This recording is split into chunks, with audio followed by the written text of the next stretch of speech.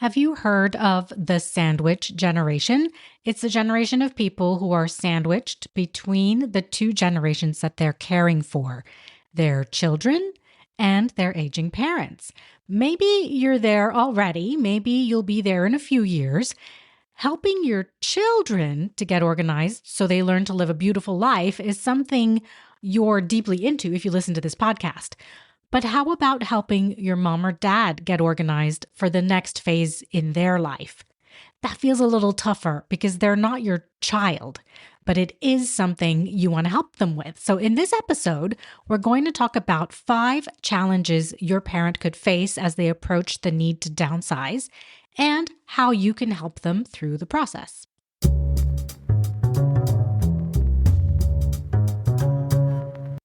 Hey, welcome to Organizing for Beautiful Living, the podcast for working moms and entrepreneur moms that provides sustainable organizing tips for your home, work, and life. I'm Z Siman, professional organizer and productivity consultant, and I'm here to share simple ideas that don't take a lot of time so you can love your home, excel at work, and have the time to enjoy both without stress or overwhelm. Ready to get beautifully organized? Let's make it happen.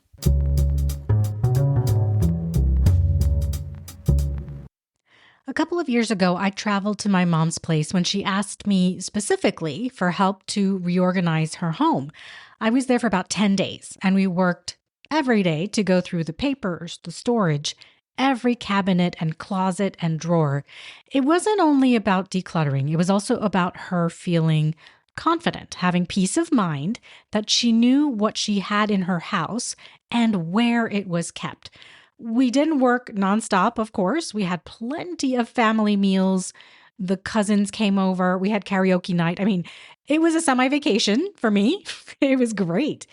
And I was able to accomplish this in 10 days because we didn't have the kids with us. It was like a work trip, but with the benefits of mom's cooking and all the aunts and uncles and cousins and friends coming over to socialize.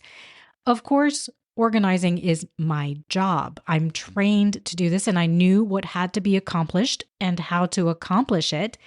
Even the tough parts, like helping my mom choose what she wanted to keep versus what she was ready to let go of.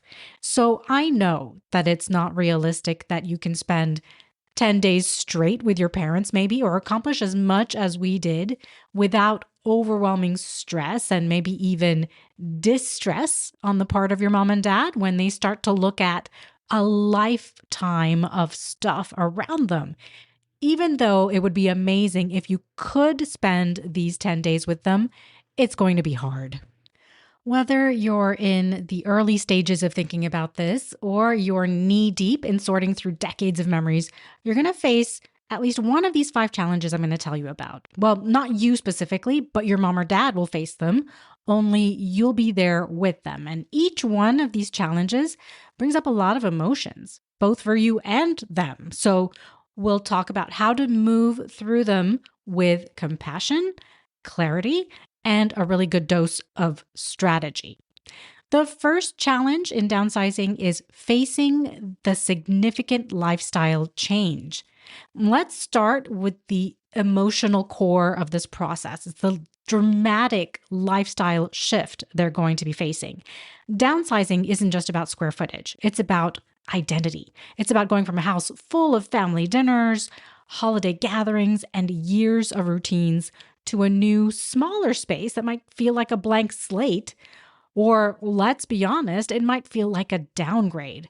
For your mom or dad, this can trigger grief, resistance, or a sense of loss of control. And for you, the adult child, there's often this tricky emotional tug of war between wanting to help and not wanting to push. So here's a tip for how to get through this. Start by naming the change. You can say, this is a big transition. It's okay to feel all kinds of things about it. And just don't gloss over their feelings. Make space for them. Also, highlight what is being gained. They're gaining safety, less stress, simpler living, maybe even a more vibrant social life, depending on the new location. Maybe they've been a bit isolated in their current home, and downsizing to a new community with more people their age closer by is going to allow them to be more social.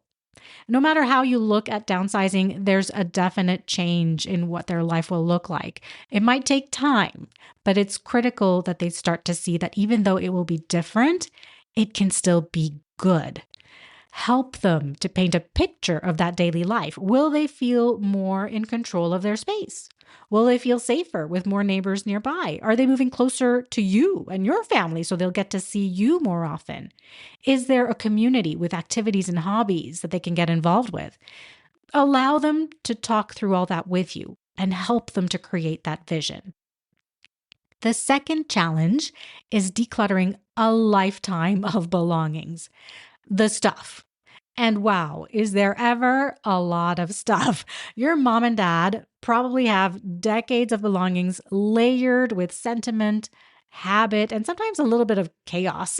But here's the thing, they can't take it all with them. And you can't take it all to your house either. And deep down, your parent likely knows that too. So here's how to approach the decluttering. Start with the least sentimental areas, places like laundry rooms, utility closets, or the expired pantry stuff. There will be less resistance in these spots, and these early wins is going to build momentum. The step of my Clear 5 decluttering and organizing framework that can really help out here is L, limit.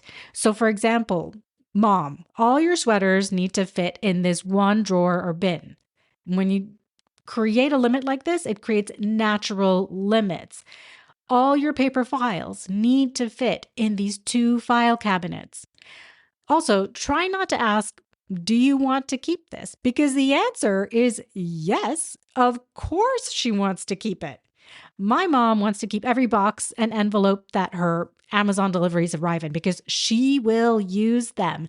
Never mind that it might take 8 years to use all of them, but she will. In fact, last week, she sent us a package in the mail with a little gift for each of us. My gift was a box of these great face creams that I really like. I thought, wow, mom must have gotten these as a bonus with her purchase or something because they're pretty pricey. I opened the box and there was another box inside. And in that box, there were 5 beautifully protected and packaged Napolitan pastries for me. Napolitan are these pastries, they're 2 round shortbread cookies with this thin layer of jam sandwiched between them. And then the whole thing is covered in a hard shell pink icing. The real thing, the real Napolitan just melts in your mouth. And I can't get them here. So to me, they're worth more than the face creams. But there you go. She probably had those 2 perfectly sized boxes for a long time. And it was so satisfying that she could protect the pastries so well in there without spending an extra penny for the packaging. So yes, she wants to keep them. Well, then, what do you ask instead of, do you want to keep this? You ask, will this fit the life you want in your new home? Do these things fit in the picture that you've painted of your life in this new place? Yeah? Now, don't forget to document the memories. My mom and I had a lot of good laughs taking pictures of piles and piles of plastic food containers with missing lids or lids without a container. But especially the bigger stuff. Take a quick photo of that cherished but impractical armchair.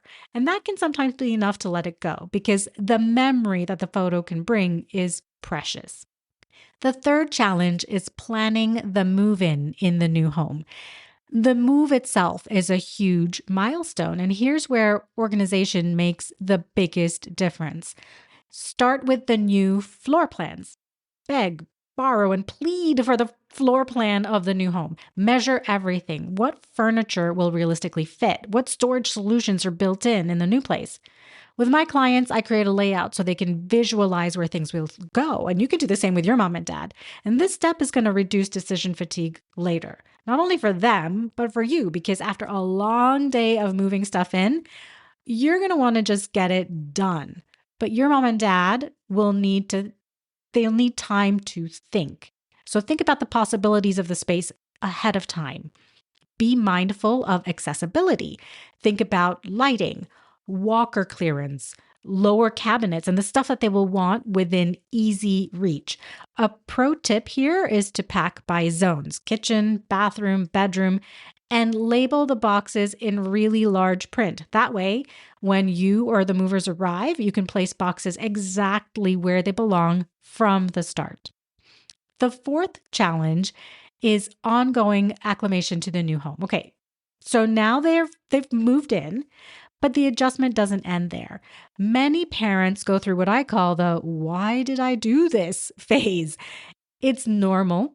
Be ready for some sadness, frustration, or second guessing. They're going to need you more than ever to make that picture that they painted a reality. And here's how you can help. Schedule regular check-ins, both for emotional support, just to hang out, right? And also to help adjust the storage situation or the furniture layout a little bit. Try to add familiar touches early, things like a favorite blanket on the couch, family photos, or even the candle scent that they liked in their old home. Help them to connect. Go with them to introduce themselves to neighbors. Maybe they can help with a community calendar, or you can both attend an event together. Acclimating takes time, so celebrate the small wins like mastering the kitchen layout or finally remembering where the coffee filters are. And the fifth challenge is preventing the clutter buildup again. Here's the part that most people overlook. When your mom and dad moves into their new place, they don't just automatically change their habits. In fact, they want their habits to remain the same. So my mom will absolutely want to keep every little box she comes across, no matter where she lives. So once your parent is in their new space, you'll want to help them develop some easy systems so things don't start piling up again. The A of the Clear 5 framework is to assign every item a home.